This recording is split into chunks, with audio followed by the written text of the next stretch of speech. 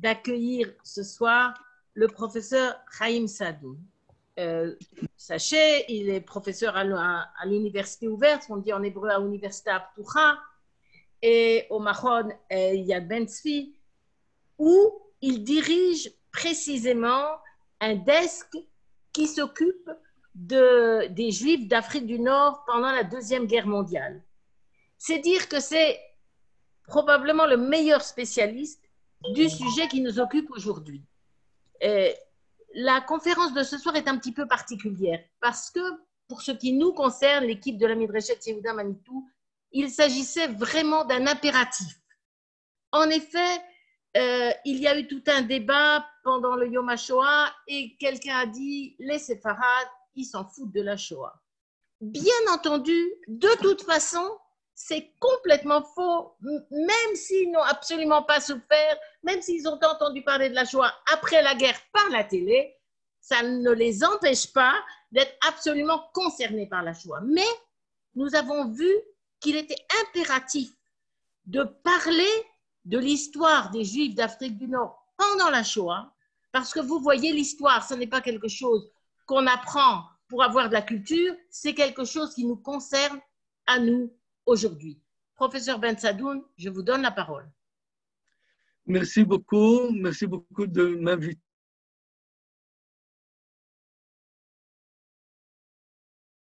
Réactivez votre micro.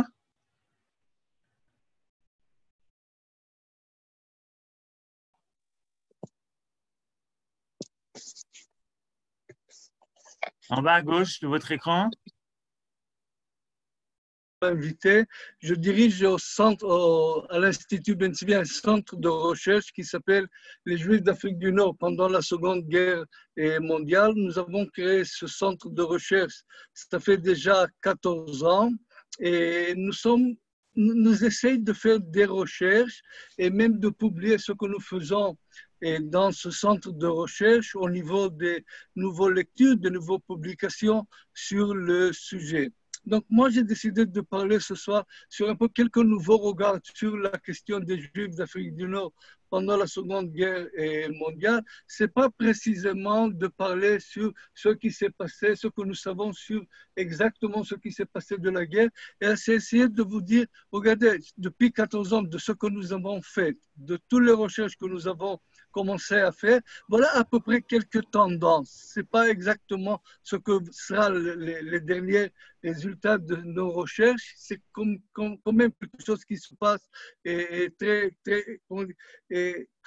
il est en temps de recherche. Ce n'est pas une recherche qui était terminée, mais les chemins, les nouveaux chemins, c'est très important. Et pour nous, j'ai vu parmi vous M. Daniel Gall, que je connais très bien, et je suis très content qu'il est là parmi nous ce soir. Donc, je vais commencer par un peu une histoire personnelle. Et mon père avait 14 ans. Comme il était un petit garçon à cette petite ville qui s'appelle Sfax, au centre de la Tunisie, c'est la deuxième plus grande ville en Tunisie, comme les Allemands et les Italiens sont enterrés à la ville de Sfax. Et on voit ici des soldats allemands et des soldats italiens avec la population de la ville de Sfax. Il était très influencé par cette guerre et il a commencé ses activités parmi le mouvement sioniste qu'il a été un de ses dirigeants tout de suite après la Deuxième Guerre mondiale. Donc, pendant la guerre, il avait même des relations avec des soldats britanniques, avec des soldats juifs dans des armées. Il a toujours préservé, je ne sais pas comment il a fait ça, les photos et même ce qu'il a écrit pendant la guerre. Il avait une collection des cahiers de guerre qui étaient diffusés pendant la guerre et à Sfax. C'est quand même quelque chose de très rare qu'il m'a qu'aujourd'hui j'essaie d'utiliser, même des brochures sur la Tunisie pendant la guerre qui a été faite par l'armée américaine. Voilà, ça c'est mon père, Jacob Saadou. En 1947-48, il avait dans la maison, la petite maison de sa famille, une chambre qui était sa chambre. C'était la seule, il était le seul garçon de la famille qui avait une chambre spécialement pour lui. Donc, comme je vous ai dit, en 1946, il est rentré, il était un des dirigeants de les jeunes amenés de Sion, ce qu'on appelle aujourd'hui Tseire OAV et Sion. Ça, c'est la carte d'adhérent de mon père de 1946. Et ici, vous pouvez le voir dans un club en 1947 peut-être, 47, 46, 47, et le club de Moadon OAV Sion. Ça, c'est la photo de mon père, je vous dis. Et même, je vois que pendant la guerre, tout de suite après la guerre, il avait des dictionnaires qu'il a fait en anglais-français, et il avait même des journaux. Ça, c'est un journal personnel qu'il a écrit sur les réunions de la Haganah. Et à Sfax en 1945-46, c'est quelque chose de très rare. Et au mois de juillet 1948, il a quitté la Tunisie, il a quitté au mois d'avril 1948 et la Tunisie, il a fait son émigration clandestinement en Tunisie, de Tunis à Marseille et de Marseille il a fait son alia en Israël clandestinement. C'était au mois de juillet 1948, il a quitté avant la création de la guerre de l'État d'Israël et il est entré au mois de juillet 1948 sur le nom Jacob Matlovsky parce que les gens croyaient à cette époque-là que ce ne sera pas bien de savoir exactement de quel pays il est venu. Donc, il avait le nom de Jacob Matlovsky. Il a fait la guerre d'indépendance. Après ça, il a créé le Moshav et Gilad. Tout ça pour vous dire deux choses que, pardon une minute, c'est qu'en 1985 qu'il a commencé à écrire ses souvenirs de la guerre de Sfax. Je ne veux pas rentrer maintenant sur les souvenirs de la guerre, mais simplement je voulais vous dire deux choses. Premièrement, que comme un sioniste très ardent en Tunisie, et comme il est arrivé en Israël, il n'a pas voulu parler en français. Donc la première langue que j'ai apprise, c'était l'hébreu. Et avec ce mal de français que j'ai fait tous mes efforts de reprendre la langue française. Ça me prend beaucoup de temps. Ce n'est pas la langue française commun qui a vécu toute sa vie en France et que c'était la première langue qu'il avait. On était dans une shlichut, dans une mission d'Aliyah en 1953 et à Sfax. Il est resté là-bas 4 ans et c'est là-bas que j'ai commencé à parler un peu le français.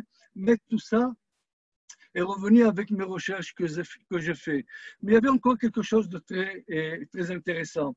J'ai une collection de lettres que mon père a écrites entre 1945 et 1948. Ça veut dire avant son alia clandestinement en Israël.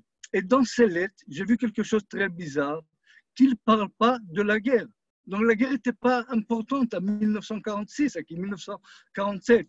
Mais quand j'ai commencé à interroger mon père en 1985, il a commencé à parler de la guerre. Et il avait d'autres souvenirs qui sont très intéressants, mais je reviendrai sur ces souvenirs à la fin de l'intervention plus tard. Donc, il y a encore un sujet qui est très intéressant de savoir, et je crois que Brigitte a commencé à le dire, c'est que l'intérêt public au cours de ces 2 dernières décennies est vraiment très vaste. Ça veut dire en Israël, en France, même aux États-Unis, même en Afrique du Nord, on parle beaucoup de la question de la Deuxième Guerre mondiale, de la Seconde Guerre mondiale en Afrique du Nord. Donc, je vais essayer de vous dire 4 points où on peut voir tout cet intérêt public. Premièrement, il y a de nouveaux films et des documentaires, comme le film de Marco Carmel, Matter of Time, c'était en hébreu et en anglais, un film très important sur les Juifs de Libye et les Juifs de Tunisie. Il y avait le film de Karine Albo, une réalisatrice juive algérienne, La Chante de Marielle. Il y avait le film très intéressant de Farid Boukdil qui s'appelle Villa Jasmin, qu'il a fait avec Serge Moati à Paris sur la période, sur les souvenirs de Serge Moati, qui a écrit un roman qui s'appelle Villa Jasmin. Il y avait même un film qui est très intéressant, c'est un sujet pour une autre intervention qui s'appelle Les Hommes libres de Ismaël Ferrouki, un réalisatrice marocain qui parle sur l'aide du mosque de Paris aux Juifs qui étaient à Paris pendant la Deuxième Guerre mondiale. C'est un film très intéressant, un très beau film avec un sujet historique très intéressant, mais le problème est que nous n'avons aucune évidence, aucun témoin qui parle sur le mosque de Paris et comment il a sauvé les Juifs pendant la Deuxième Guerre mondiale. Toujours, c'est des sujets que je peux continuer à développer, mais on n'aura pas le temps. Il y avait des films sur Young Pérez, le champion olympique de boxe, qui a été tué en 1945 pendant les marches de mort à Auschwitz, et qui était un homme très, très connu.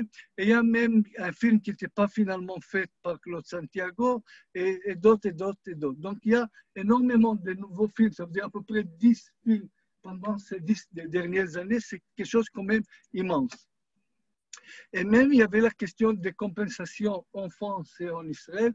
Comme vous le savez, à la Knesset en Israël, au Parlement en Israël, et même en France, on parle beaucoup aujourd'hui de la question de compensation des Juifs qui étaient pendant la Deuxième Guerre mondiale. Aujourd'hui, il n'y a que les Juifs de Tunisie et les Juifs de Libye qui peuvent avoir des compensations du pays. C'est quelque chose des accords avec les Allemands. C'est une question très compliquée. On n'aura pas le temps de rentrer et de développer.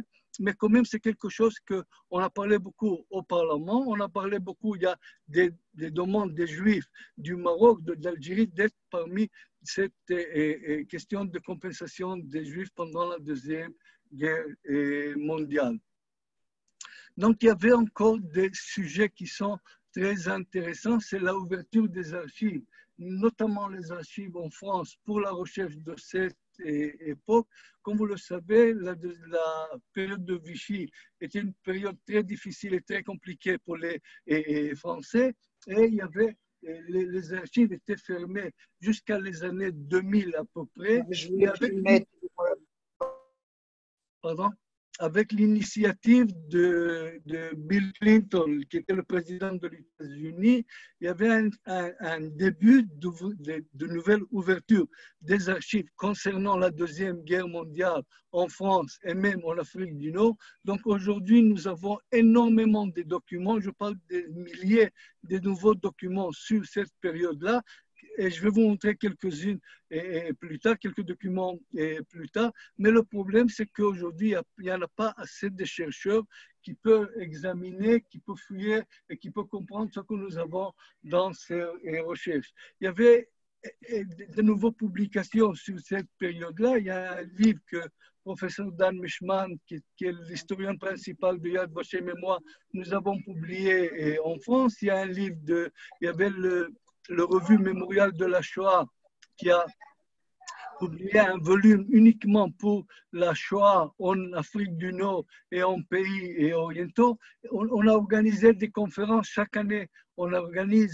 Chaque année, on organise une conférence à l'Institut Ben Tzvi concernant ce sujet. Donc, comme il y a un nouveau vague, il y a un nouveau intérêt dans ce sujet-là. Donc, ici, vous pourrez voir un peu de tout ce recherche qui est vraiment une recherche extraordinaire. Et les livres que M. Claude Nataf, le président de la Société d'histoire juive de Tunisie, a publiés, c'est les deux journaux de guerre de Paul Sebag et de Robert Bourget sur leur activité pendant l'occupation allemande de la Tunisie. Donc, nous avons maintenant de nouvelles sources, nous avons des archives en France et en Algérie, des archives au Maroc et en Tunisie. Il y a de nouveaux documents, il y a de nouveaux journaux. Nous avons trouvé le seul journal qui était publié pendant l'occupation allemande de la Tunisie, qui s'appelle Journal de Tunis, et entre novembre 1942 jusqu'à mai 1943. Donc, je vais essayer de parler de quelques nouveaux regards, de tout ce que nous voyons aujourd'hui, de ce qui se trouve dans les...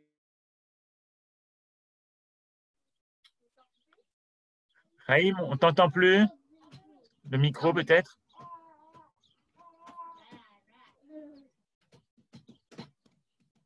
Non, toujours pas. Maintenant, ça va? Oui, c'est OK. Donc, je vais essayer d'élaborer 6 points, 6 sujets sur la question de ce que je parle de nouveau. Et regarde, je parlerai sur l'application de la législation de Vichy à la région de Constantine. Je vais parler un peu sur Vichy et les dirigeants de la communauté juive au Maroc, la résistance anti-vichiste en Afrique du Nord, les juifs du Libye pendant la guerre, c'est un sujet quand même qui est nouveau, un peu sur la politique juive des Allemands en Tunisie et quelque chose sur la vie quotidienne. Tout ça, c'est de nouvelles recherches que nous faisons maintenant à l'Institut Ben Tzvi et on espère de publier ça dans les années prochaines. Donc, un peu sur la question d'application de la législation de Vichy en Algérie. Donc, aux archives d'Outre-mer à Aix-en-Provence, il y a un fonds d'archives qui s'appelle Service des questions juives et des sociétés secrètes. Tout ça, c'est à peu près quelques 5 ou 6 000 documents concernant la question d'application des lois de Vichy sur la communauté juive dans la région de Constantine. Je parle de la région, je ne parle pas que de la ville de Constantine. Donc, on peut voir ici à peu près comment il y avait la ligne de transmettre cette législation. Tout ça est venu de Vichy en Algérie, aux 3 départements d'Alger. En Constantine, ils ont créé ce service qui s'appelle Service de questions juives et des sociétés secrètes. Et tout ça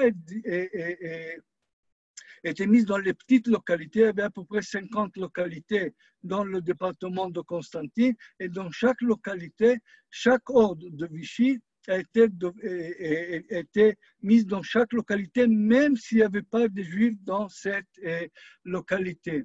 Donc, on peut voir des manifestations antisémites français, même avant la guerre. Les Juifs, notre ennemi numéro 1, tout ça, ça se trouve dans les archives. Et français, les Juifs, nous trahissons, attention. Donc, vous voyez qu'on parle maintenant de nouvelles choses qui n'étaient pas tellement, même si nous savons qu'il y avait un vague d'antisémitisme en Algérie, antisémitisme des colons français, des pieds noirs français, et entre les années 1933 et 1939, mais ici on voit ça dans les dossiers de ce fonds de Constantine. Et même il y avait des article très important, 1940, ça veut dire la date où ils ont annulé le décret de Crémier en Algérie, c'était 70 ans de la législation de ce décret Crémier, fameux décret Crémier en Algérie. Donc il y avait une série, ici on parle de 78 ans après, une série de 10 articles pourquoi il ne fallait pas donner aux Juifs la citoyenneté française et en Algérie. Donc tout ça était avant la guerre. Et ici on voit dans les journaux toute la justification d'exclusion des Juifs et même les procédures. Comment il faut faire exactement cette procédure d'exclure les Juifs de la société française en Algérie. Ce qui est très intéressant, très intéressant dans ces fonds d'archives, c'est les dossiers de demande de dérogation au statut des Juifs. Il y a 3 boîtes avec à peu près 700, 800, peut-être 1000 dossiers personnels des Juifs qui ont écrit des demandes de dérogation à la préfecture et à Constantine, en disant, voilà, nous avons contribué à la France avant la guerre, pendant la Première Guerre mondiale et tout ça, et pourquoi vous faites maintenant ces lois antisémites contre nous comme les Juifs, nous voulons des dérogations. Donc, tous ces lettres, il y a la formule, non, une minute, pardon, il y a une lettre, il y a 2 choses. Il y a la formule où tu demandes, tu fais la lettre de dérogation, et il y a même des lettres que tu ajoutes. Et ça, c'est un exemple d'une lettre qui raconte une histoire familiale d'un Juif d'Algérie et qui parle des années 1860, 1870, 80, jusqu'à la Deuxième Guerre mondiale. Donc, nous avons ici un fonds d'archives très intéressant qui nous donne à peu près l'histoire des Juifs de Constantine à partir de à peu près la deuxième moitié du 19e siècle jusqu'à la Deuxième Guerre mondiale. Ça, c'est quelque chose encore à vérifier, à examiner, à comprendre. Donc ici, vous voyez ce que les Français ont fait. Ils ont pris à peu près de chaque ville, de chaque localité dans la région de la département de Constantine, les nombres des Juifs qui étaient. Donc ici, vous pourrez voir, ça c'est la région de Bonn. Et dans Bonn, il y avait à peu près 10 ou 8 localités. Il y avait à peu près 800 quelque chose de Juifs. Et ils ont fait à peu près le calcul combien de Juifs il y avait à la région de Constantine. C'était à peu près 29 000. Donc pour la première fois, nous avons les nombres exacts des Juifs qui étaient dans chaque localité au département de Constantine. Ça, c'est quelque chose de nouveau pour nous parce que, comme vous le savez, puisque les Juifs étaient français, dans les renseignements que les Français ont fait, il n'y avait pas le nombre des Juifs. On ne savait pas exactement combien de Juifs il y avait dans chaque département, dans chaque localité. Donc, il y a des riches informations démographiques. Comme je vous dis, voilà ici une histoire d'une famille avec tous les noms de la famille, les noms des enfants et tout ça. Tout ça, c'est quelque chose de très nouveau pour nous. Donc, ce qu'on peut voir, c'est que toute cette directive de Vichy arrivait complètement et précisément de Vichy à la toute petite localité dans le département de Constantine. Je ne peux pas expliquer pourquoi nous n'avons pas les mêmes documents sur Oran et sur le département d'Alger. On n'a pas trouvé, ça veut dire les archivistes n'ont pas trouvé encore ces fonds, mais quand même c'est un sujet, des documents qui sont vraiment très important. On a vu là-bas la détermination des fonctionnaires français d'appliquer les ordonnances de Vichy avec toute la précision possible. Et on a vu même les colons français qui étaient satisfaits de l'application de ces lois de Vichy. Donc, pour la première fois, on peut voir là le processus d'application ces lois de Vichy et même voir un peu les réactions des Juifs pendant cette époque-là. Tout ça, c'est quelque chose de nouveau qui n'était pas connu avant les recherches que nous avons faites. Il y a vraiment de très bons chercheurs qui ont commencé à vérifier ce matériel aux États-Unis et elle s'appelle une chercheuse très intéressante. J'ai oublié son nom, une minute, je vais retourner. Donc, je veux passer au deuxième sujet, c'est à peu près la question de Vichy au Maroc et qu'on peut faire une comparaison entre la situation des Juifs du Maroc pendant l'époque de Vichy et les Juifs d'Algérie pendant cette époque-là. Donc, quels sont les nouveaux regards, quels sont les nouveaux documents que nous avons trouvés sur l'époque de Vichy en Maroc? Premièrement, nous avons trouvé un album de photos d'un photographe qui s'appelle Jacques Bellin, je vais vous montrer tout de suite, qui parle, qui essaie d'illustrer cette époque-là par des photos qu'il a prises pendant cette époque-là. Et il y a même les protocoles du Conseil de la communauté juive de Casablanca. Donc ça, c'est M. Jacques Bellin, c'est la seule photo que nous avons de Jacques Bellin. Il est né en 1910, il était jusqu'à 1900, et il a vécu jusqu'à 1974. Il était un semi-officiel photographe du résidence du Maroc du Maroc, résidence française du Maroc, et il y a à peu près, je crois, 20 ou 25 albums. Vous voyez ici les noms des albums qui se trouvent aux archives diplomatiques qui se trouvent en Nantes, à Paris. Donc, ce qui est intéressant dans tous ces albums, voilà, ça c'est une page de ces albums, c'est de voir qu'il a donné même toutes les informations précises pour chaque photo. Pour chaque photo. Donc ici, c'est l'information et ça, c'est les photos avec chaque numéro. Donc pour la première fois, nous avons des photos de l'époque de Vichy à Maroc avec tous les détails et les détails sont très intéressants. Donc ici, je vais essayer de vous montrer un peu ce que nous pouvons voir de ce qui s'est passé au Maroc pendant cette époque-là. Ça, c'est une photo de Casablanca de 12 novembre, après le débarquement des Alliés pendant l'opération Torche. Si on aura le temps, on va retourner. Mais ce qui est intéressant, c'est d'essayer de voir comment les officiels, les résidences à Maroc a essayé de appliquer, pas appliquer, c'est plus ça, c'est de instruire la communauté française au Maroc sur les nouvelles et les nouvelles idées, nouvelles idées de Vichy à Vichy. Et donc, on parle ici de la question de l'agriculture, qui est très important. Ça, c'est le retour à l'agriculture que le maréchal Pétain a essayé de faire. La formation de la jeunesse au Maroc, tout ça, c'est la jeunesse française. Oui, donc on peut voir ici la jeunesse française, très intéressant. Encore une fois, la formation, ça c'est des photos, comme vous voyez, la petite photo ici, elle est plus grande ici, vous pouvez la voir avec les milices françaises qui étaient au Maroc pendant cette époque-là. Donc tout ça nous donne un peu une idée de ce qui était vraiment le régime de Vichy au Maroc.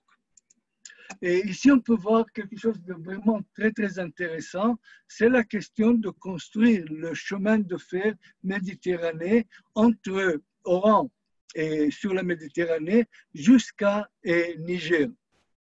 Donc ici, on peut voir, ça c'était une idée coloniale française qui a débuté pendant les années 60 du 19e siècle.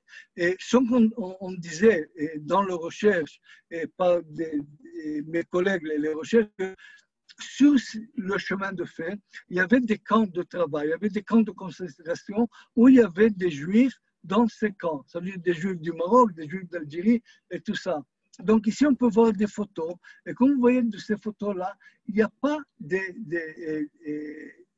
on ne peut pas, comment dire, trouver des images qui nous disent, voilà, ça c'est des juifs. On peut voir les Marocains, les musulmans marocains, les nègres ou d'autres. Mais comme j'ai essayé de voir, d'arriver à voir où il y a vraiment des juifs, on n'a presque pas trouvé des juifs dans ces photos. Je vais vous montrer deux photos plus tard.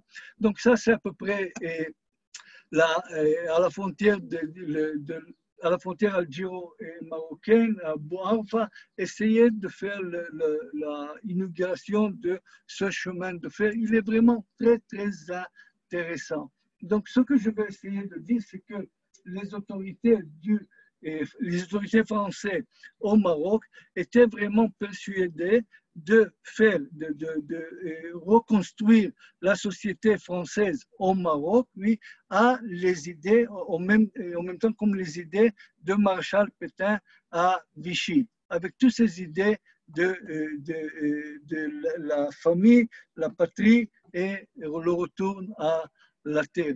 Donc tout ça, et dans tout ça, on ne voit pas les Juifs. Donc, dans les photos de Jacques Bellin, on ne voit pas les Juifs. Les Juifs n'existent presque pas.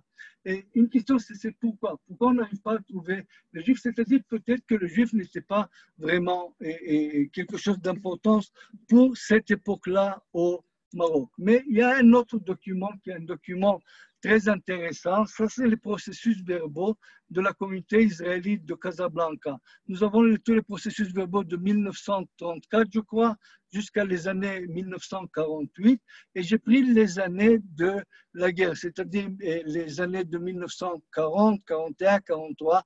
Et j'ai essayé de voir ce que les dirigeants de la communauté juive de Casablanca essaient de parler de cette époque-là. Et la chose le plus intéressant pour moi, le plus frappant, c'est qu'on ne parle pas de l'époque de Vichy. On ne parle pas des lois anti-juives au Maroc. On ne parle pas de l'attitude du régime de Vichy envers les Juifs au Maroc. Donc, comme si le Vichy n'existe pas au Maroc.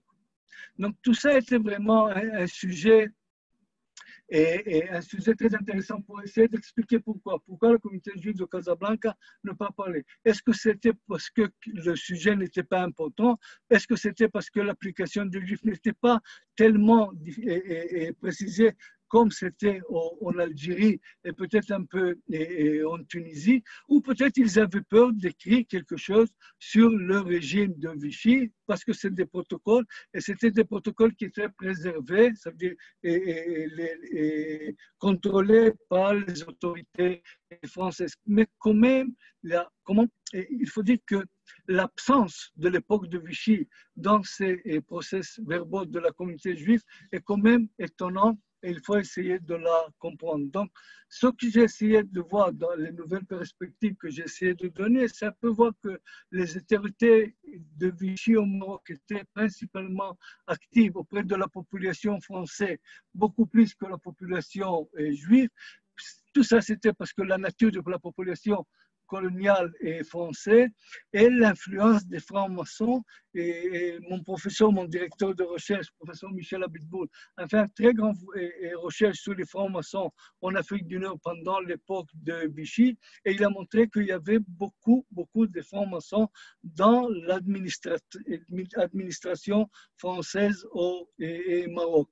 Donc tout ça a essayé de ne pas impliquer vraiment les ordonnances de Vichy parmi la communauté juive.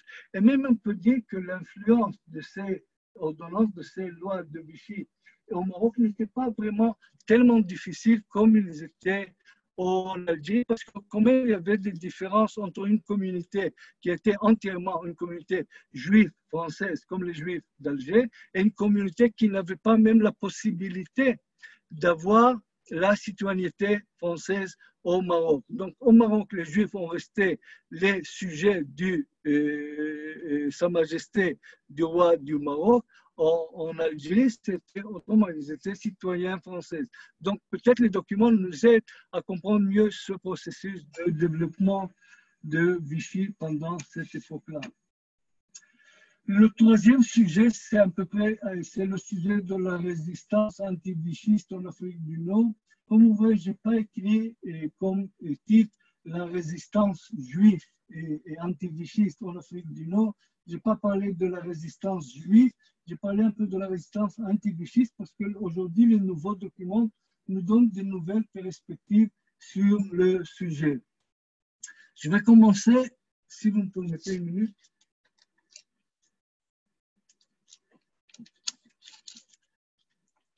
Je vais commencer par l'histoire de Georges Mandel, qui est une histoire qui n'est pas assez connue.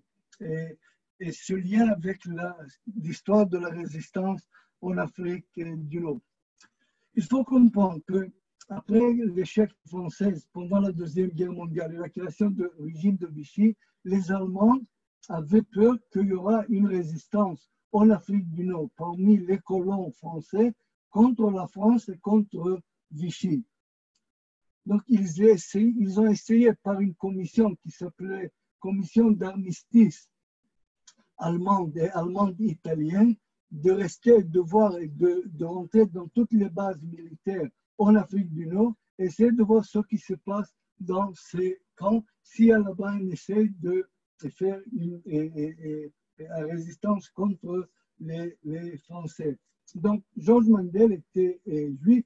Il était dans les années 1938 et 1940 le ministère des colonies. Il n'a pas accepté le Vichy de régime et il a quitté avec la Massilia, le bateau Massilia, la France, est arrivé à Casablanca. Il y a ici même son nom et le nom de sa femme. Donc, il est arrivé au 22 juin 1940 à Casablanca. Il y avait un procès de Mandel au mois de juillet. Il était attrapé par les autorités françaises. Après ça, il était envoyé en France et décédé, je crois, mort. Il était assassiné ou tué, je n'ai pas tout à fait expliqué. Ce que je veux essayer de dire dans cet exemple, que même les dirigeants juifs de la communauté juive en France ont pensé, avaient l'idée que l'Afrique du Nord peut être une base pour une résistance contre Vichy. Et il y avait encore quelque chose qui est très intéressant, qu'on n'a pas parlé assez, c'est le réseau de Mounier, d'André Mounier en Tunisie. André Mounier était un avocat français qui a créé en Tunisie, avant la résistance qui est très connue en Algérie, il a créé là-bas un réseau clandestin où il a sabotagé des sous-marins italiens, notamment italiens, qui étaient sur le chemin entre l'Italie et la Libye. Des documents que j'ai essayé de regrouper sur le réseau de Mounier, il parle de 17 sous-marins qui ont été sabotés par ce groupe des résistants, quelque chose de très intéressant. Et ce qui nous concerne, c'est que parmi ce réseau, il y avait même des juifs. Il y avait un juif très, très connu en Tunisie qui s'appelle Maître Alfred Rossi, qui était un dirigeant du mouvement révisionniste de Beta et en Tunisie.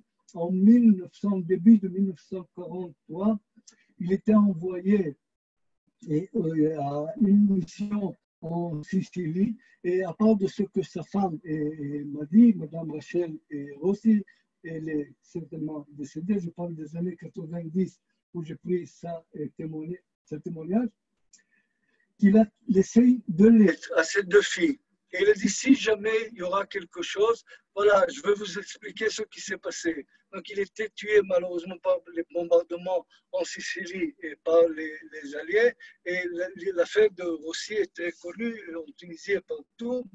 Il y avait même les frères Attias, les frères Devache, tout ça, c'était un réseau qui n'était pas assez parlé dans nos recherches sur ce qui s'est passé sur des réseaux de résistance en Afrique du Nord. Donc, avec tous les documents que nous avons trouvés, on peut parler d'à peu près d'une vague qui parle du Maroc, Algérie et Tunisie. Et je vais essayer de dire quelques mots sur l'Algérie.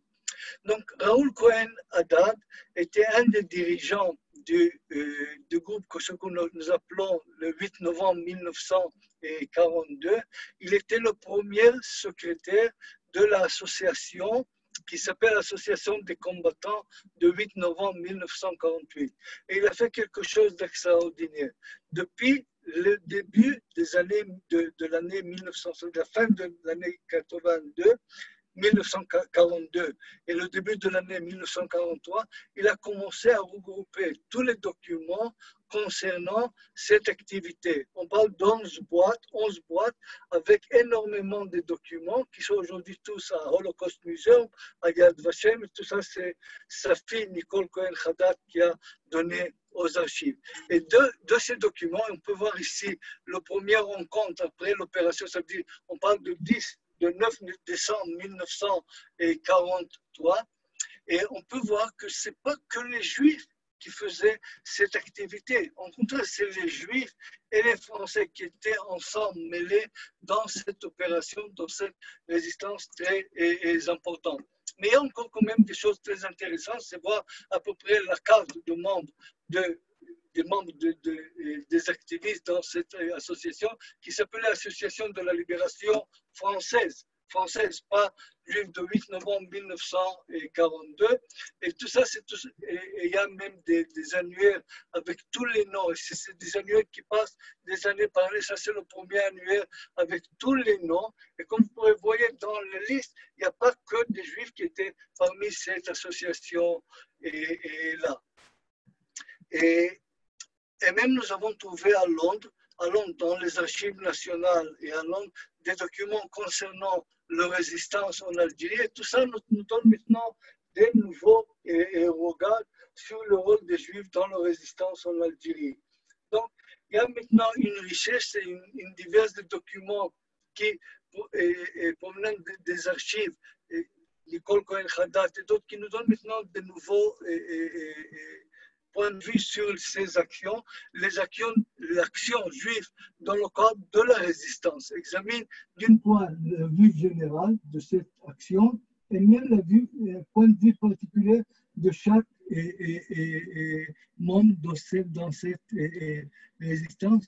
La plupart des membres de résistance ne considèrent pas la lutte comme quelque chose pour la cause juive. Au contraire, de ce qu'on voit de ces documents, ils parlent comme s'ils étaient des résistances françaises et qui faisaient part de la résistance de Gaulle, la résistance anti-juive pendant la résistance anti-Vichy pendant la Deuxième Guerre mondiale. Et nous avons encore de temps, je vais parler dans le quatrième aspect de ces nouveaux regards que nous avons, c'est à peu près l'aspect de la vie quotidienne. Pendant l'occupation allemande, la Tunisie était le seul pays qui était sous occupation allemande entre 6 mois, de novembre jusqu'à 1942 jusqu'à mai 1943. Et aujourd'hui, nous avons des nouveaux points de vue sur cette période de temps, sur ces 6 mois. Donc, jusqu'à quand nous avons commencé à faire nos recherches, il y avait des choses qui étaient très connues, de Paul Guès, de Bourget. Il y avait le statut de celle d'Albert Memmi, qui malheureusement vient de décéder le 22 mai cette année-là, à l'âge de 99. Il avait une vie très riche et très, très intéressante. Mais ce que nous avons, pour la première fois, nous avons ce journal de Clément Houry qui parle de l'occupation de la Tunisie par les armées d'Aix et vu de Crémieux-Ville. Crémieux-Ville, c'est une banlieue à Tunis où il a vécu pendant sa vie en Tunisie. Donc, à part ça, nous avons trouvé des nouveaux journaux, des nouveaux correspondances qui sont très intéressants. Par exemple, la correspondance de la famille Guès, nous avons aujourd'hui 153 lettres qui ont été écrites et les lettres qu'il a reçues de la famille de Jacob Guès, une correspondance très intéressante de ces 6 mois d'occupation allemande. Et nous avons ce que je vais vous montrer tout de suite, les rapports de Walter Rauff et de Tunis. Je vais vous montrer tout ça. Ça, c'est Clément Houry, et ça, c'est le journal qu'il a écrit. Sa maison était confisquée par les autorités allemandes. Il était, lui, sa femme et ses 5 enfants dans une petite chambre chez un de ses amis à Crémieux-Ville. Et chaque soir et chaque matin, il a essayé d'écrire ce qui s'est passé en Tunisie, à la ville de Tunis, pendant cette époque-là. Et il y a vraiment des choses tellement intéressantes de voir qu'est-ce que ça veut dire une vie quotidienne d'un juif pendant ces 6 mois. Et ce qu'on voit, ça c'est Clément avec sa femme avant la guerre. Ce qu'on voit, que la chose le plus choquant pour Clément Houry dans ce journal, c'est les bombardements. Il parle tout le temps, et vous pourrez voir quelques citations que j'ai amenées ici, lui, toujours il parle de ces bombardements. Mais il faut comprendre que ces bombardements n'étaient pas des bombardements des Allemands, c'était des bombardements des Alliés, les Anglais et les Américains. Et il toujours avait peur que, voilà, ce soir, il y aura quelque chose, ce matin, la nuit a passé comme ça, la nuit a passé comme ça, il y avait des alertes, il n'y avait pas des alertes. Tout le temps, il parle des bombardements. Et comme on a vu même, on a fait la comparaison avec d'autres documents, on voit que la question de bombardement de la Tunisie pendant cette époque-là, pendant ces 6 mois, était le sujet le plus crucial, le plus difficile, le plus important pour toutes les populations, mais pour nous notamment, pour les Juifs. Ça, c'est à peu près quelques documents de cette correspondance très riche et très intéressante de la famille Guès. Une de mes élèves à l'université hébraïque, comme j'ai donné des cours là-bas, a fait une maîtrise sur cette correspondance qui est vraiment très riche et très, très intéressant. Ça, c'est le journal, le fils de la famille Guès, de cette famille-là, était prisonnier au camp de Bizerte. Il a écrit un journal. Ce journal, l'original, se trouve aujourd'hui à l'Institut Ben Tzvi. Donc, je vais essayer de vous montrer qu'est-ce que ça veut dire les bombardements. Un de mes étudiants a essayé de reconstruire la place Carnot à Sfax avant la guerre. Donc, sa mère avait une mémoire vraiment extraordinaire. Elle savait exactement dans chaque bâtiment combien de juifs il y avait, combien de musulmans, quels étaient les métiers, les noms dans chaque famille. Et nous avons trouvé les mêmes photos de place Carnot après les bombardements. Oui, donc vous pouvez voir que même Mathilde Guès, qui était députée à la Knesset, qui vient de la ville de Sfax.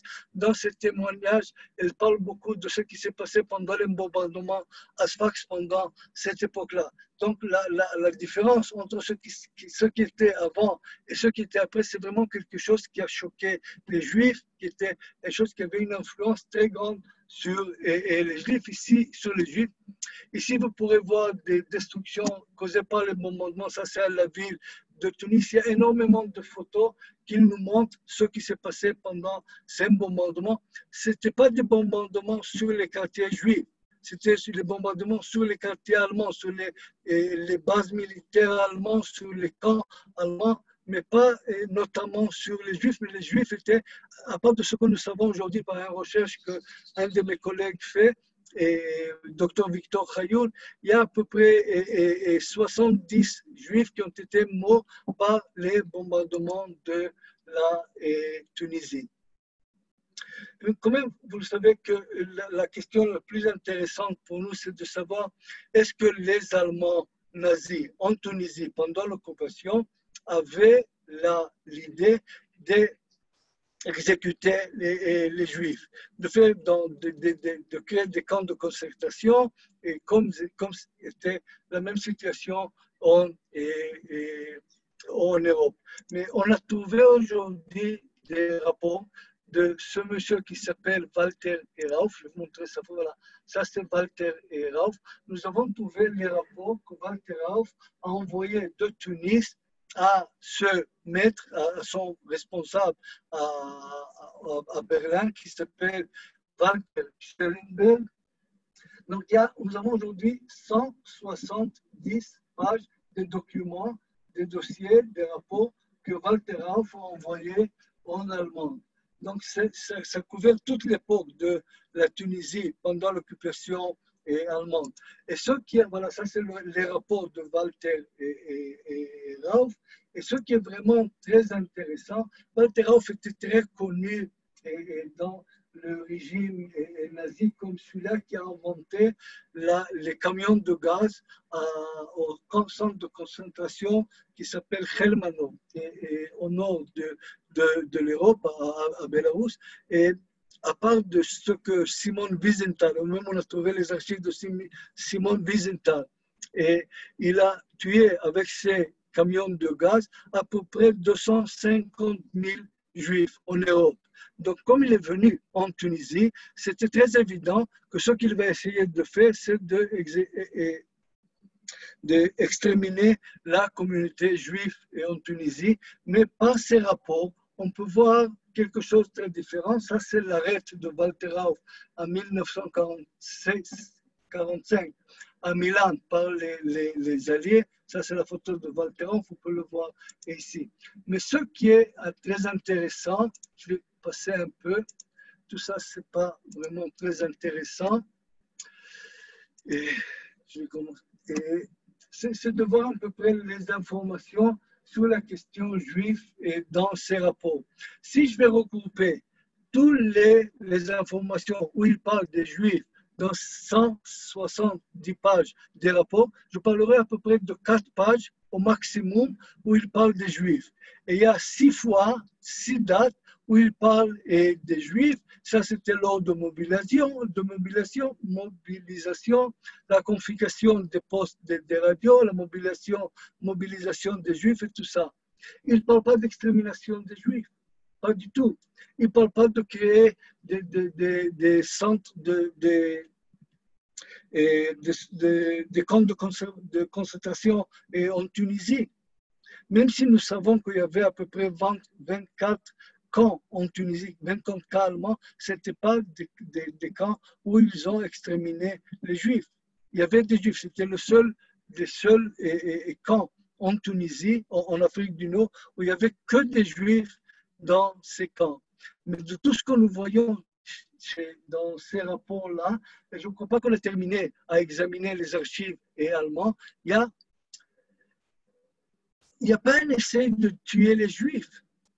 Il n'a même pas fait un ghetto, il n'a même pas essayé de regrouper les Juifs par hasard à la ville de Tunis où il y avait à peu près 65 000 Juifs. Même la question de le Tlaïtsaov, en Tunisie. À la ville de Tunis où il y avait la majorité, l'étoile jaune, où il y avait la majorité des Juifs, il n'y avait pas d'étoile jaune. L'étoile jaune en Tunisie, ce qu'on voit de Walter Hoff, était que dans deux villes, à Sfax et à Tunis, parce que c'était des petites communautés par rapport à la communauté juive et à Tunis. Donc vraiment, voilà, ici, il parle, tout ça, ça va prendre du temps, je ne vais pas lire tout ça. Il parle sur l'arrestation des notables de la communauté juive. Il essaie d'accuser Ran. Ran était le représentant diplomatique de l'Allemande en Tunisie et pendant cette époque-là. Donc, il essaie de l'accuser de ce qu'ils ont fait aux Juifs.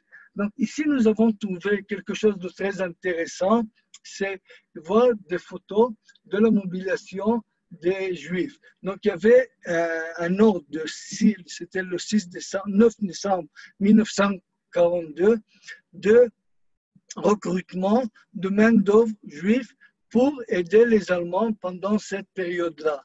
Donc ici, vous pouvez voir les Juifs. Ici, dans le côté droit, le côté gauche de chez vous, était l'école d'Alliance où ils ont fait les examens médicaux de savoir s'ils peuvent ou pas aller. Donc ce qui était très intéressant dans cette photo, c'est que ce monsieur qui s'appelait Clément Houry nous raconte comment il a amené son fils à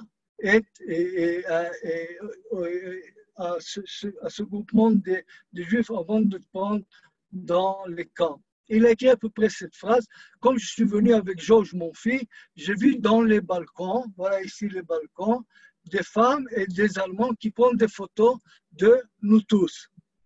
Donc ici, on pourrait faire une comparaison entre les documents que nous avons et les photos que nous avons trouvées. Il y a vraiment des photos très, très intéressantes de cette mobilisation, recrutement de la main-d'œuvre juive en Tunisie. Donc, ce que j'ai pu voir, ce que je peux arriver en conclusion, c'est que la question juive dans les rapports de Walter Hoff était vraiment très marginale, et même les éléments concernant le 9 décembre 1942, que ça c'est un point, un lieu de mémoire pour les Juifs de Tunisie jusqu'à ce moment et jusqu'à aujourd'hui. Donc vraiment, il ne parle pas beaucoup de 9 décembre 1942.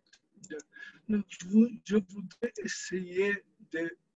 Allez, ça c'est le seul journal que nous avons trouvé de la Tunisie pendant l'occupation allemande. Nous avons toute la collection de ce journal. C'est un journal des colons français et en Tunisie, de la droite, et la droite française à Tunis. Pardon. Des documents sur la Libye. Je vais prendre encore 10 minutes, Brigitte, pour essayer de terminer, ok? Et après ça, on va prendre des questions. Sur la Libye, nous avons une très grande difficulté d'obtenir des documents d'archives sur ce qui s'est passé pendant ces jours-là.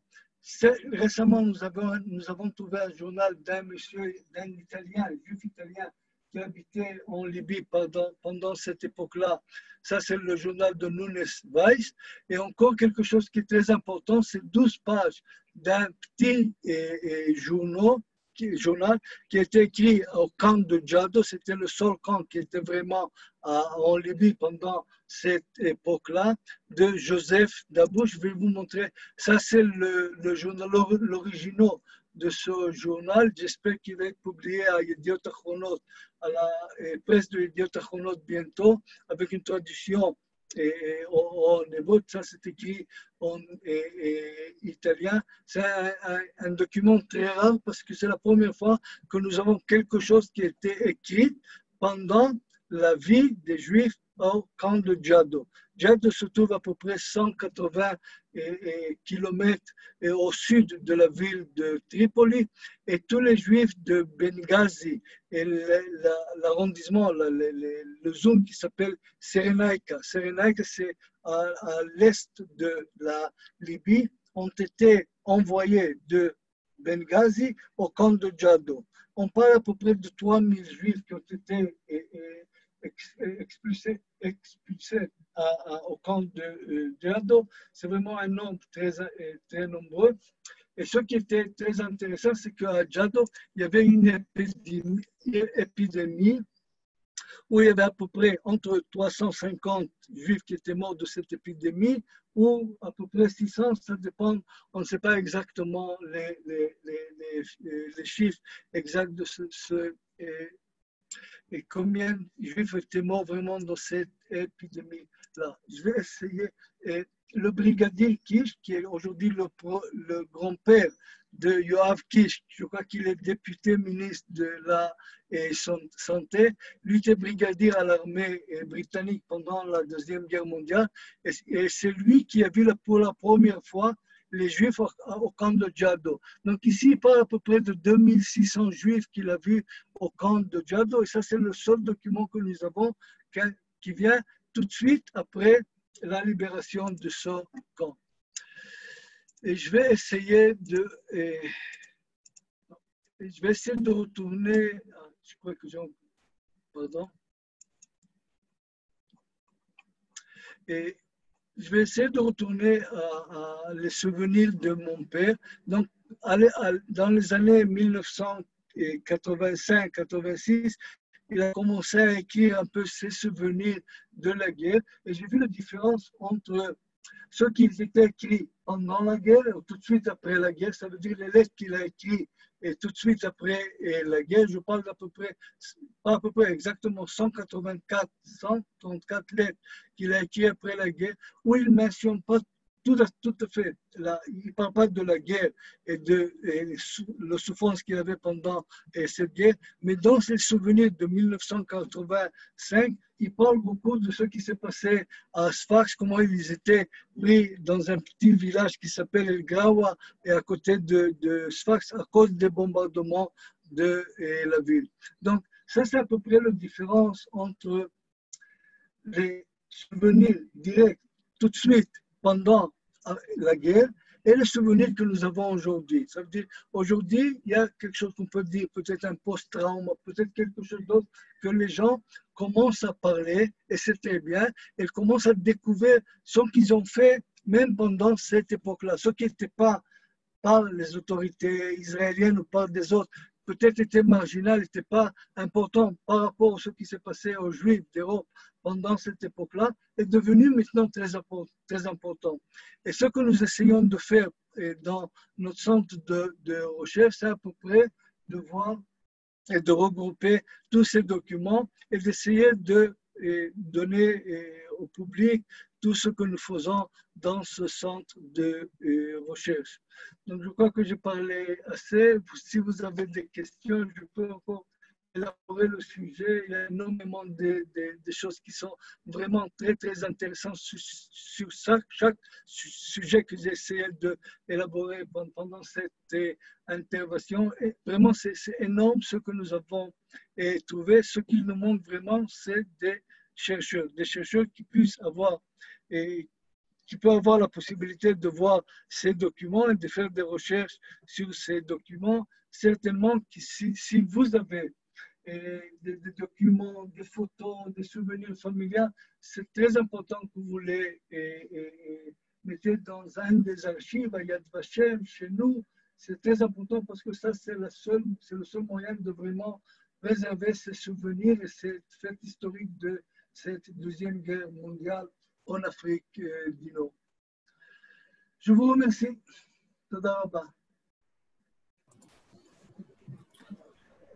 Brigitte, on t'entend pas. Merci beaucoup.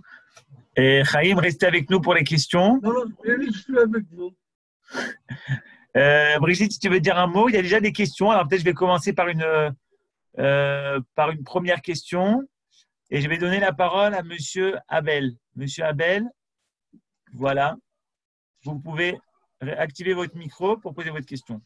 Merci beaucoup. Premièrement, je voudrais bien dire merci beaucoup à professeur Saadoun. Je parle d'ici de Liverpool. J'espère que mon français est bien entendu, bien reçu. J'ai 2-3 questions, très courtes, mais quand même. La première question, c'est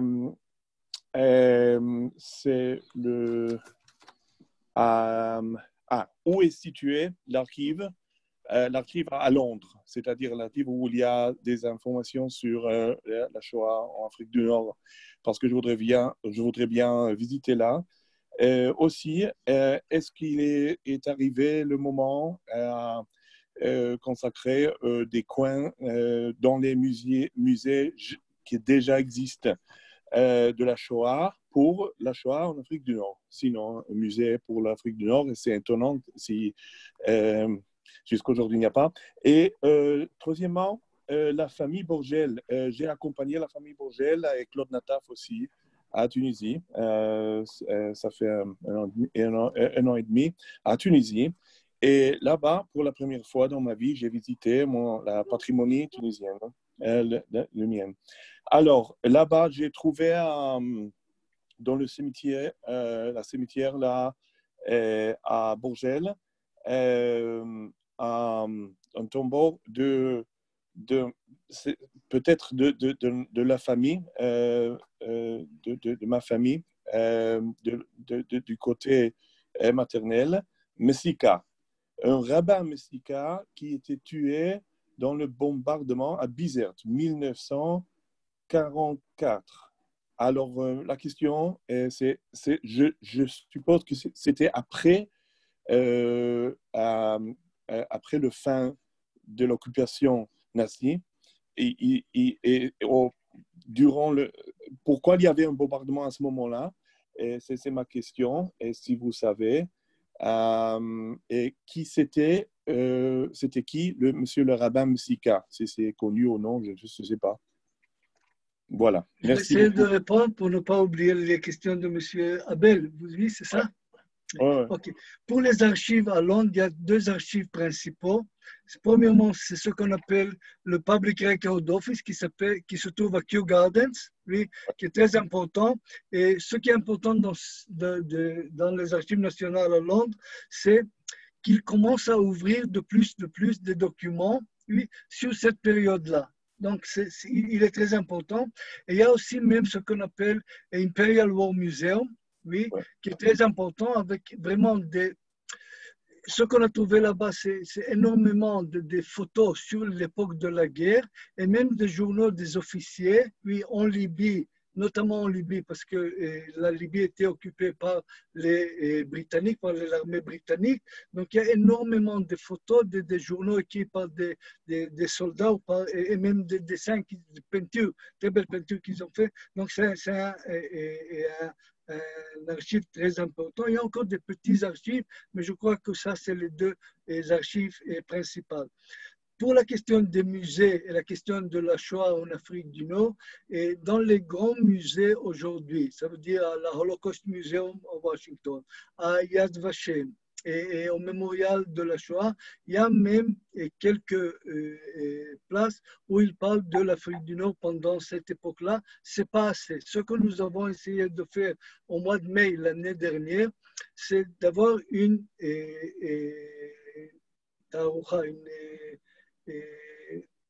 exposition, merci, pardon. Une exposition sur les Juifs d'Afrique du Nord pendant la Deuxième Guerre mondiale au musée de Riga à Latvie, au musée de Riga, qui était là-bas pendant à peu près 3 mois. Et à part de ce qu'il nous a dit le directeur du musée de l'Holocauste, musée de la Shoah à Riga, il y avait à peu près 20 000 spectateurs qui ont venu voir cette exposition, juifs et non juifs à cette époque-là.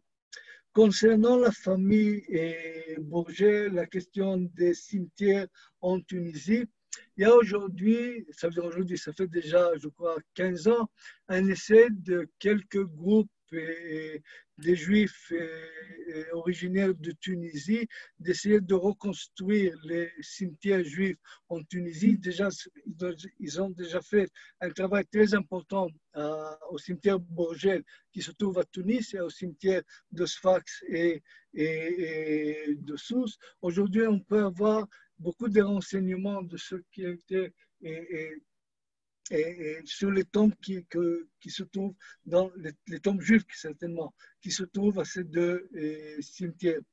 Pour le rabbin Messika, malheureusement, je ne connais pas. Et pour la question du bombardement de 1944, à mon avis, tant que je peux dire avec une certitude, c'est qu'il n'y avait pas un bombardement en 1944. Peut-être qu'il était blessé pendant l'occupation allemande et mort plus tard de sa blessure. Mais je ne sais pas d'un bombardement en 1944. Merci. Merci beaucoup. Un plaisir. Je vois Merci que, beaucoup. Ouais. Vas-y, Brigitte. oui, je vois qu'il y a des personnes qui veulent faire un témoignage. Les Hadjedj. Brigitte, on ne peut pas t'entendre parce que tu es connecté 2 fois, donc il y a un écho. Juste avant de donner la parole à Hadjedj, 2 questions. Une précision sur l'étoile jaune. Dans quelle ville exactement on nous pose la question? Il y a eu le port de l'étoile jaune en Tunisie. Il y avait dans 2 villes, à Sousse et à Sfax. Si j'aurai le temps, je peux même vous montrer un tout petit film. Sinon, si vous faites sur Google Victory in Sfax, en Google Victory in Sfax, vous pourrez voir un tout petit film américain qui était fait où on peut voir les Juifs là-bas avec l'étoile jaune. Si j'aurai le temps, et peut-être je vais essayer de vous montrer ce film, je ne sais pas si on aura le temps, mais quand même. Donc, c'était dans 2 villes. Oui, et même de ce qu'on a vu du journal des rapports de Walter Rauf, ce n'était pas au début de la conquête allemande, de l'occupation allemande, c'est devenu que quelques temps après, ça veut dire vers le mois de janvier 1943. J'espère de publier un article dans quelques mois sur la question de l'étoile jaune en Tunisie. Merci. Oui. On a un témoignage, on a quelqu'un qui veut témoigner. Juste avant, je donne la parole à Hélène qui veut poser une question. Oui. Hélène, est-ce que tu peux? Oui. Oui, non, tu es connecté 2 fois, donc on ne peut pas. Ok, juste une question. Je ne sais pas si ça passe là. Oui, ça passe. C'est sur le traitement des enfants pendant la Shoah, c'est-à-dire le numerus clausus dans les écoles, à la fois pour les enfants et pour les professeurs, les écoles, les lycées, les universités. Quelle proportion de gens ont été expulsés et où est-ce que tous ces gens ont continué à étudier, les enfants, et à enseigner pour les professeurs? Merci. Merci Hélène pour cette question très importante. Et je n'ai pas parlé de cette question parce que, vous m'écoutez? Il y a un problème? On entend très bien. On entend très bien. Parce que tout ça était déjà fait dans la recherche avant que nous avons commencé nos recherches à l'Institut Ben Tzvi. Donc, l'expulsion des Juifs des écoles et des professeurs de l'université, c'était notamment en Algérie et un peu en Tunisie où il y avait des écoles françaises, où il y avait des Juifs dans les écoles françaises. Donc, ça a débuté dans les années, à la fin de 1940. Et au début, le numerus clausus, c'était 14% de tous les élèves qui étaient dans chaque école. Mais comme les autorités de Vichy et en Algérie ont vu que quand même il restait beaucoup de Juifs dans les écoles, donc ils ont dit que ça sera maintenant 7%, mais 7% des Juifs dans chaque classe, pas dans l'ensemble de l'école. Donc ce qui est intéressant, c'est de voir les réactions de la communauté juive et algérienne, et notamment c'était ce que le rabbin Maurice Eisenbeth et le professeur Robert Braunschweig, qui était un sioniste ardent du tendance révisionniste au début en Tunisie et après en Algérie, ils ont créé un système scolaire pour les enfants juifs algériens avec à peu près 20 000 élèves juifs qui étaient dans ces écoles-là et dans tous les bâtiments, dans tous les moyens où ils pouvaient faire, avec les moyens de la communauté, il y avait une continuation des études françaises dans ce système scolaire. Tout ça a été fait des recherches par Michael Ansky dans le livre Le Juif d'Algérie, qui est très connu déjà dans les années 1950. Ça veut dire c'était un des premiers et des rares recherches qui ont été faites sur l'Algérie. Et après ça, tous les autres, Sophie Sophie, comment elle s'appelle, son deuxième nom. C'est une chercheuse américaine qui a fait un très bon travail, un travail très intéressant sur l'Algérie. Donc, toute cette question dans la recherche, si vous voulez des précisions, je pourrais vous donner exactement, parce que c'est très connu et malheureusement, dans les archives, il n'y a pas de choses que je pourrais dire que ça, c'est une nouvelle tendance pour essayer de vous exposer ça dans l'intervention ce soir. Est-ce que je peux poser une question? Vous avez dit deux choses tout à l'heure. Premièrement, vous avez dit que les francs-maçons ont essayé d'aider les juifs. Est-ce qu'il y avait beaucoup de juifs dans la franc-maçonnerie? Première question. Deuxième question, vous avez dit que la question juive n'était pas la priorité. C'était quoi la priorité? C'était d'arriver en Palestine? Bon, c'est une très bonne question. Pour la question des francs-maçons, la franc-maçonnerie en Afrique du Nord en général et pendant la Deuxième Guerre mondiale, et comme je vous ai dit, j'attends encore la publication de l'article du professeur Abitboul sur la recherche qu'il a fait sur les francs-maçons pendant la Deuxième Guerre mondiale. Lui, il y avait beaucoup de juifs dans la franc-maçonnerie et en Afrique du Nord. Et dans le Grand Orient à Paris, nous avons trouvé énormément de documents personnels des francs-maçons, oui, et on peut trouver des noms des juifs qui étaient dans la franc-maçonnerie et en Afrique du Nord. Ce qui est intéressant de dire que les juifs, je peux dire ça certainement sur la Tunisie, et peut-être c'était même en Algérie, les juifs étaient les fondateurs de la franc-maçonnerie en Tunisie. C'était le monsieur Albert Kata, lui, qui était après il a fait part du Parti socialiste et en Tunisie, mais il était en même temps Parti socialiste et en même temps franc-maçon.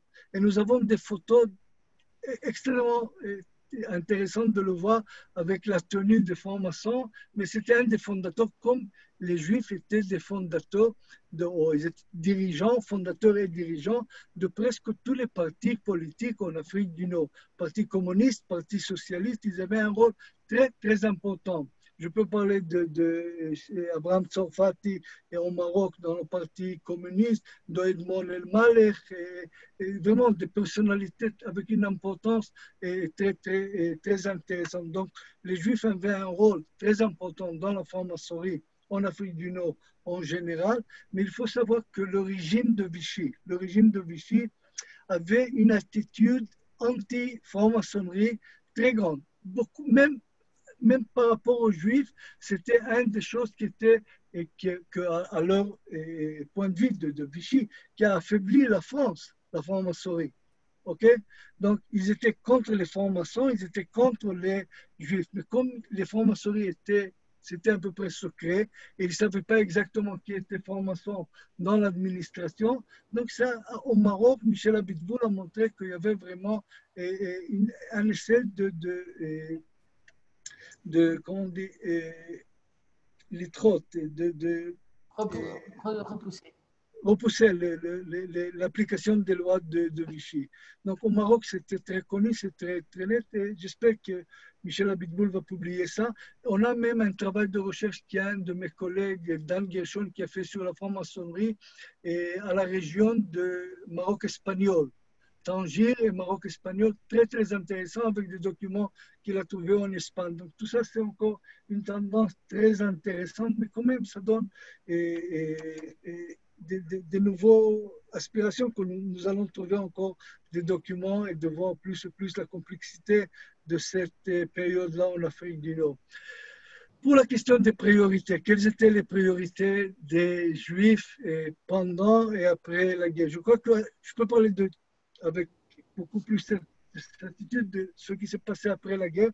Je crois que le Parti communiste d'un côté et le mouvement sioniste de l'autre côté étaient les plus grandes tendances politiques, publiques des Juifs en Afrique du Nord. Nous avons énormément de témoignages de Juifs qui adhéraient maintenant et rentraient dans le mouvement sioniste et en Afrique du Nord, en Algérie, au Maroc, en Tunisie. Je vais vous donner un chiffre pour vous pourrez comprendre un peu qu'est-ce que ça veut dire adhérer, qu'est-ce que ça veut dire ce vague d'adhérer au mouvement sioniste. Pour les élections au Congrès sioniste de 1939, il y avait en Tunisie, nous avons tous les détails, à peu près 000 juifs qui ont voté pour les listes qui étaient pour le congrès sioniste. Donc tout de suite après la guerre, en 1948, il y avait 12 000 juifs qui ont voté pour 4 listes dans 22 différentes villes en Tunisie. C'est une quantité énorme. Il y avait 4 délégués qui ont venu au congrès de 1946 de Tunisie. Il y avait 3 qui sont venus d'Algérie. Si vous avez des renseignements sur le docteur Ganassia, qui était un révisionniste en Algérie, ça peut m'aider beaucoup parce que j'essaie de trouver ce qu'il a fait. Je n'ai même pas trouvé son prénom, oui, docteur Ganassia. Et du Maroc, il y avait encore 4.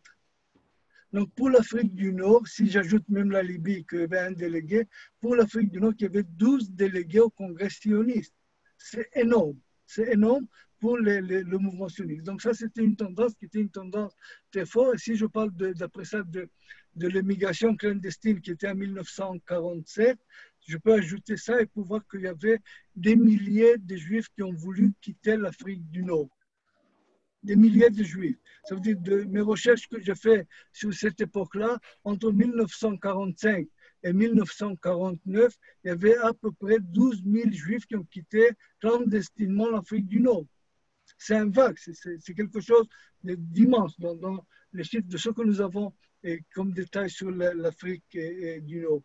Et concernant les communistes, c'est très difficile de trouver des documents sur les Juifs dans le mouvement communiste et en Afrique du Nord, mais j'ai trouvé des rapports des consuls américains tout de suite après le débarquement des Américains au Maroc et en Algérie.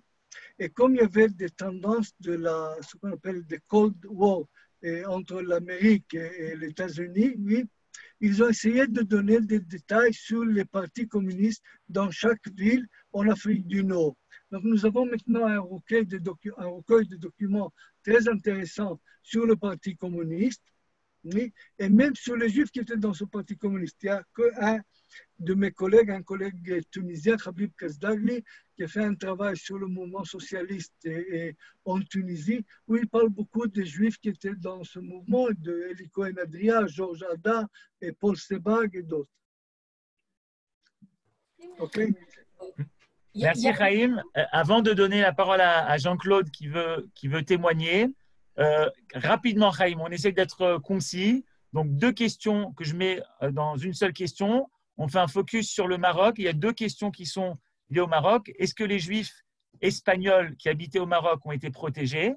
Première question. Et la deuxième question, l'attitude du roi du Maroc. Il n'y a pas un consensus face à sa position. Quelle est votre position à ce sujet? Est-ce qu'il a vraiment protégé ou non les Juifs? Oui. OK. Pour les Juifs espagnols, il y a une recherche qui se fait maintenant. Ils étaient protégés par le régime espagnol. OK? Donc, ils avaient une autre attitude qui n'était pas l'attitude de Vichy entre les Juifs dans la zone espagnole. Pour la question de l'attitude du roi du Maroc, c'est une question très compliquée. C'est une question historique, c'est une question sociale, c'est une question politique, même aujourd'hui. Ce que je peux vous dire, de ce qu'on sait aujourd'hui, oui, que nous n'avons aucun document, ni document qui vient d'une première source, ou deuxième source, ou troisième source. Ça veut dire quelqu'un dans l'administration américaine ou française, qui a entendu quelqu'un d'autre parler de l'attitude du roi du Maroc envers les Juifs pendant cette époque-là. Donc cette question n'est pas encore conclue dans la recherche. Ce que j'ai espéré de voir, je sais qu'il y a une différence entre les chercheurs marocains qui disent oui, le roi a aidé les Juifs du Maroc pendant cette époque-là, même les Juifs originaires du Maroc qui disent la même chose. Mais moi, je suis un historien et ce que j'essaie, c'est de trouver les documents. C'est de trouver des documents du première source, deuxième source. Ça me égale, oui, mais il faut que je trouve quelque chose pour mettre mon bas. De ce que j'ai vu jusqu'à maintenant, jusqu'à ce moment-là, il n'y a aucun document. Donc, s'il y avait des documents dans les archives marocaines, et un de mes collègues est aujourd'hui le directeur des archives nationales marocaines, il faut de les publier. Il faut de les publier. Donc, ils ne sont pas publiés. Donc, je ne peux pas te dire que je peux savoir si vraiment il est. Donc, je n'ai pas vraiment une attitude que je peux te dire, voilà, Ça, c'est précisément ce qui s'est passé. C'est ce qu'on essaie de faire maintenant, c'est de trouver les documents. Merci beaucoup.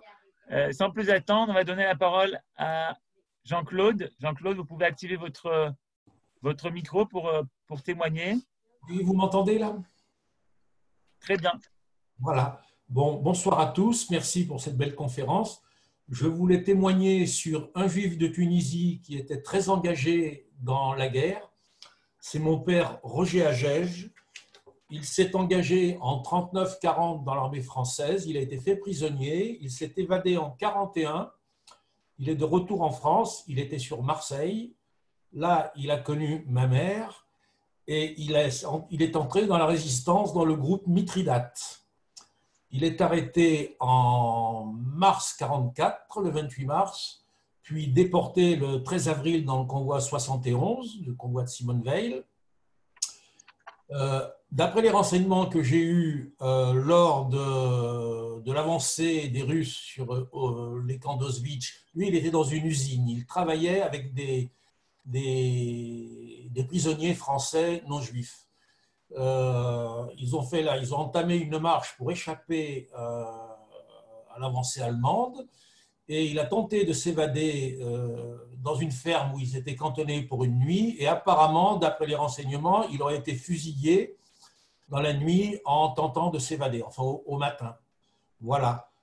Moi, j'ai échappé le 28 mars à la rafle grâce à ma nourrice. Et jusqu'en 2002, je ne connaissais rien de tout ça parce que ma mère, qui était non-juive, a été rejetée par sa famille tunisienne. Et elle a fait le silence là-dessus. J'ai découvert tout ça en 2002 à Caen, aux archives de Caen. Et j'ai retrouvé ma famille tunisienne, donc côté paternel, en 2010. Il y a ma cousine Catherine Agege qui est en ligne actuellement. Et j'ai retrouvé, donc, par l'intermédiaire de Yad Vashem, où il y avait un témoignage d'un frère de mon père, j'ai pu retrouver dans la nuit du 29 ou 30 décembre 2009 ma famille paternelle et j'ai pu les rencontrer début janvier le 2010. Et depuis, nous ne nous quittons plus et j'ai retrouvé ma judéité. Merci à tous. Merci beaucoup pour ce témoignage très émouvant. Et votre cousine veut ajouter un mot? Là, ma cousine est en ligne, Catherine Agege. Oui. Et je suis resté. Voilà, parle Catherine. Merci Jean-Claude de ton témoignage. Merci à Johan pour ce. Voilà, merci à la Midreshet Manitou. Merci à Monsieur Sardoun. Voilà. C'est important, j'attendais ce moment avec impatience, le jour où on pourrait témoigner publiquement de cette histoire quelque part. Donc, grâce au confinement, c'est possible. Merci, en fait, en plus, je retrouve un ami d'enfance, Vivi Guetta, de Sfax, qui vit en Israël. Voilà, c'est merveilleux. Donc, il s'agit maintenant, au niveau de la recherche, en dehors de l'émotion, etc., puisque vous êtes des chercheurs, Jean-Claude, qui a été à Caen dans les archives, a retrouvé des lettres de témoignages de camarades de Caen de Roger, le père de Jean-Claude. Et ces lettres sont des témoignages d'humanité comme précieux, parce que c'était au moment de la détention. Et je me demande s'il y a, enfin voilà, je pense qu'il y a un travail à faire pour des jeunes sur ces lettres-là. C'est d'une humanité comme on ne peut pas imaginer, d'une beauté, avec un style, une écriture, voilà, de gens qui ont connu Roger, qui ont voulu écrire à la famille pour dire voilà ce qu'il en était. Et en effet, c'était à Yad Vashem, une journée sur sur les Juifs de Tunisie, où j'étais en Israël, où j'avais passé près d'un an avec Manitou, à Mayenot. Voilà, que j'ai bien connu, Manitou, que j'ai bien connu. J'ai eu cette chance. Et mes parents étaient venus pour Pessah et on avait été à Yad Vashem pour poser la feuille de témoignage. Mais seulement, ça a été classé, au lieu de mettre Roger Agege, ils avaient mis Rosa Agege. Et c'est pour ça que Jean-Claude a mis beaucoup de temps à nous trouver. Un jour, désespérément, il a cliqué sur Rosa et il est tombé sur la lettre de témoignage de mon père, Fernand Agege, Zichronon Libracha. Et par ailleurs, au mémorial à Paris, mon père était venu témoigner en 2000, donc il y a des photos qu'on retrouve sur le mémorial de Roger.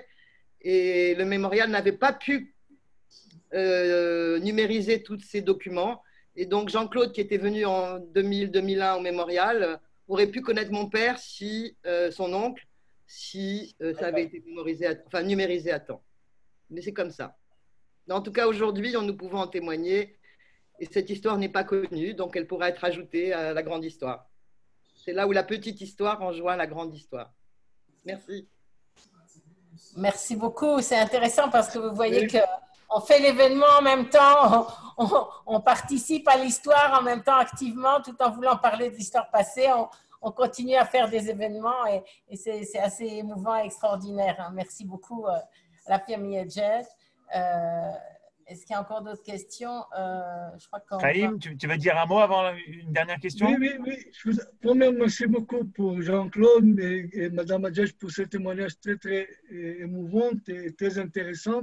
Nous aussi, nous avons l'intérêt de, si vous voulez, que ces documents se trouvent même à l'Institut Ben Tzvi, où les chercheurs arrivent pour faire leurs recherches. Donc, on sera on voudrait bien les avoir. Et c'est très important de préserver tout ça, tous ces témoignages. Donc, ce que je vais faire avec Madame Brigitte, s'il me permet, je vais vous donner après ça mes coordonnées, mon email et mon portable. Vous pourrez me contacter. Je vais essayer, si vous voulez faire quelque chose, à vous tous, oui, certainement. Et je connais aussi Vivi Guetta de Sfax. Donc, c'est facile à le faire et c'est très important de le faire. Donc, ce que vous faites dans cette Midrashit Manitou, je vous félicite pour ça. Merci pour m'inviter à faire cette conférence. Et j'espère que la prochaine fois, je vais améliorer mon français. Donc, ce sera beaucoup mieux que ce que j'ai fait ça. Voilà. Ayala, vous voulez dire quelque chose? Ayala? Voilà, Shraga, il veut dire quelque chose. Shraga, allume ton... Je ne suis pas sur celui d'Ayala, je suis sur le tien. Je suis le téléphone d'Ayala. Ah non, alors, mets mute. Ayala. Tu peux ouvrir le micro, voilà, vous m'entendez? Oui, voilà. Il n'y a pas de vidéo chez Ayala. Voilà. C'était pour faire une précision au professeur Sadoun. Je suis en train de traduire un livre qui s'appelle Mohammed V, Juste parmi les nations. C'est un rabbin marocain qui veut que soit accordé au roi Mohammed V le titre de Juste des nations, Chassid Umot Haolam. Et alors, vous le disiez tout à l'heure de documents historiques. Alors, effectivement, comme le livre est très, très dithyrambique, c'est carrément un culte au roi Mohammed V. Lorsqu'il a dit, par exemple, amenez-moi des étoiles jaunes pour ma famille, est-ce que c'est vrai? Est-ce que c'est pas vrai? Est-ce que c'est de la légende? Est-ce que c'est de l'histoire? Il n'y a vraiment aucun document qui puisse attester l'attitude du roi pendant la guerre. Qui c'est le rabbin qui a écrit le livre? Il s'appelle Shlomo Miara.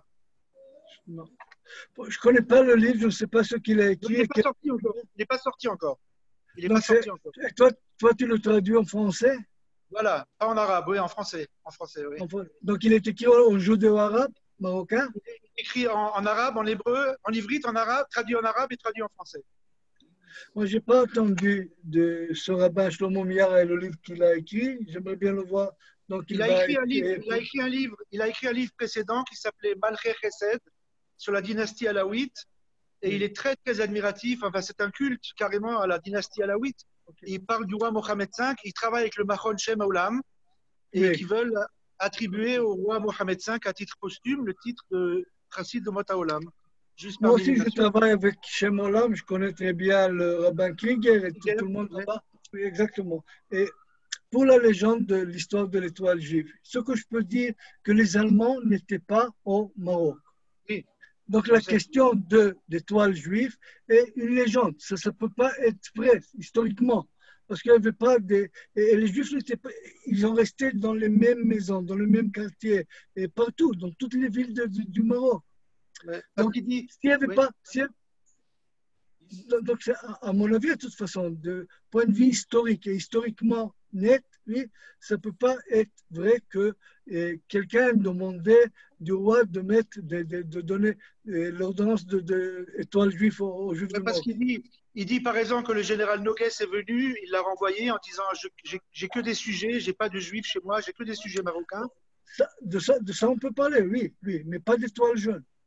Ça, c'est D'accord. différemment, oui. Il y a une différence entre sujet et étoiles jeunes, oui. D'accord. Merci beaucoup en tout cas. C'était très Merci intéressant. Toda rabba. Merci beaucoup. Toda rabba. Merci beaucoup. Dernière question, Chaim, vraiment technique. Ok. Les gens demandent comment ils peuvent avoir accès à tes publications à toi ou à ce que tu fais à Yad Ben-Zvi, etc. Ok, alors je vais envoyer tous mes détails à Brigitte, avec qui j'étais en contact, oui. Elle va vous envoyer tout ça, ok? Avec D'accord, grand plaisir. on va le diffuser. Merci Ok. infiniment, c'était vraiment intéressant. Toda rabba.